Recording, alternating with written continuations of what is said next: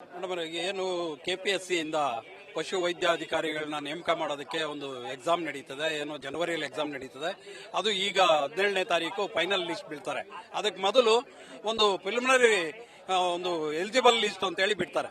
Eligible list ಬಿಟ್ಟ ನಂತರ ಎಲ್ಲ ತುಂಬಾ ಜನನ್ನ ಭೇಟಿ ಮಾಡ್ತಾರೆ. ಏನು ಮಧ್ಯವರ್ತಿಗಳು, ನಿಮಗೆ 40 ಲಕ್ಷ ಕೊಡಿ, 50 ಲಕ್ಷ ಕೊಡಿ, 80 ಲಕ್ಷ ಕೊಡಿ, ನಿಮ್ಮನ್ನ ಫೈನಲ್ ಲಿಸ್ಟ್ಗೆ ಸೇರಿಸ್ತೀವಿ ಅಂತೇಳಿ ತುಂಬಾ ಜನಕ್ಕೆ ಭೇಟಿ ಮಾಡ್ತಾರೆ. ಆದ್ರೆ ಇವತ್ತು ಎಲಿಜಿಬಲ್ ಆಗಿ ಆಯ್ಕೆ ಆಗಬೇಕಾಗಿರುವಂತಹ ವಿದ್ಯಾರ್ಥಿಗಳು ಇವತ್ತು ಆಯ್ಕೆ ಆಗಿಲ್ಲ. ಯಾರು ಹಣ ಕೊಟ್ಟರು ಅವ್ರು ಮಾತ್ರ ಸೆಲೆಕ್ಟ್ ಆಗಿದ್ದಾರೆ.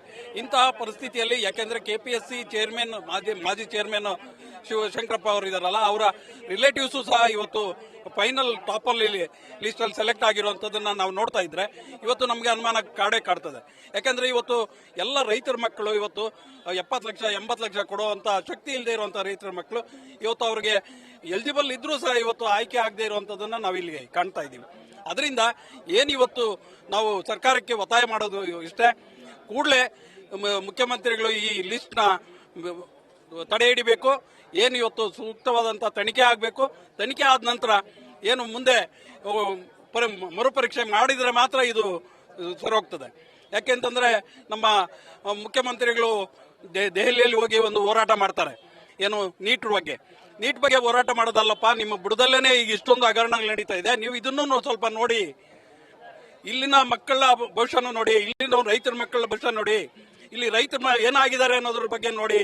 ನೀವು ಎಲ್ಲೋ ಹೋಗಿ ದೆಹಲಿಯಲ್ಲಿ ಹೋರಾಟ ಮಾಡೋದಕ್ಕಿಂತ ನಿಮ್ಮ ರಾಜ್ಯದಲ್ಲಿ ನಡೆದಿರುವಂತಹ ಭ್ರಷ್ಟಾಚಾರನ ಮೊದಲು ನಿರ್ಮೂಲನೆ ಮಾಡಿ.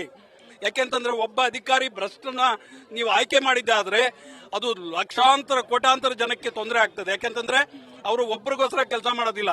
ಅವರು 50 ವರ್ಷದಲ್ಲಿ 60 ಅವರ ಸೇವಾ ವೃತ್ತಿ ಜೀವನದಲ್ಲಿ ಲಕ್ಷಾಂತರ ಜನಕ್ಕೆ ಅವರು ಸೇವೆ ಮಾಡಬೇಕಾಗ್ತದೆ. ಇವತ್ತು ಆ ಸೇವೆನ ನಾವು ಭ್ರಷ್ಟಾಚಾರದಲ್ಲಿ ಮುಗಿಸೋದಕ್ಕೆ ಇಂಥ ಅಭ್ಯರ್ಥಿಗಳನ್ನ ನಾವು ಆಯ್ಕೆ ಮಾಡೋದ್ರಿಂದ ತೊಂದರೆ ಆಗ್ತದೆ. ಕೂಡಲೇ ಏನು ಇವತ್ತು KPSC ಫೈನಲ್ ಲಿಸ್ಟ್ ಬಿಟ್ಟಿದೆ ಅದನ್ನ ತಡೆ ಹಿಡಿಬೇಕು. ತಡೆ ಹಿಡಿದು ಮರುಪರೀಕ್ಷೆ ಮಾಡಿ ಮತ್ತೆ ತನಿಖೆ ಆಗಬೇಕು. ಇದರಲ್ಲಿ ಯಾರ್ಯಾರು ಭ್ರಷ್ಟಾಚಾರದಲ್ಲಿ ಭಾಗಿಯಾಗಿದ್ದಾರೋ ಅವ್ರಿಗೆಲ್ಲ ಶಿಕ್ಷೆ ಆಗಬೇಕು ಅಂತ ಹೊರಟಿಬಿಡ್ತಾರೆ. ಅವರ ಹೆಸರು ಬಂದಿದೆ, ಕಷ್ಟಪಟ್ಟು ಓದು ಟಾಪರ್ಸ್ ಹೆಸರು ಬಂದಿಲ್ಲ ಅನ್ನುವಂತ ಆರೋಪ ಕೇಳಿಬರ್ತಾ ಇದೆ. ಆ ಬಗ್ಗೆ ಹೇಳಿದ್ರೆ ಏನು ಇವತ್ತು ಶಿವಶಂಕರಪ್ಪ ಒಬ್ಬರೇ ಅಲ್ಲ, ಅದರಲ್ಲಿ ಕಮಿಟಿಯಲ್ಲಿ ಇರುವಂತಹ ಸಂಬಂಧಿಗಳೆಲ್ಲಾನು ಟಾಪರ್ ಅಲ್ಲಿ ಬಂದಿದ್ದಾರೆ. ಯಾಕೆಂತಂದ್ರೆ ಇವತ್ತು 300 ಮಾರ್ಕ್ಸ್ ತಗೊಳ್ಳೋದೇ ಕಷ್ಟ ಆಗಿರುವಂತಹ ಪರೀಕ್ಷೆಯಲ್ಲಿ ಇವತ್ತು ಇವ್ರು 450, 470, 80, 90ರವರೆಗೂ ತಗೊಂಡಿರುವಂತದನ್ನ ನಾವು ಕಾಣ್ತಾ ಇದ್ರೆ ಇದು ನಮ್ಗೆ ಅನುಮಾನ ಬಂದೇ ಬರ್ತದೆ. ಯಾಕಂದ್ರೆ ತುಂಬಾ ಚೆನ್ನಾಗಿ ಓದುವಂತ ಮಕ್ಕಳು ಒಂದು 70ರಿಂದ 80 ಜನ ಆಗಿದ್ದಾರೆ ಮೇಡಮ್ ರೇ.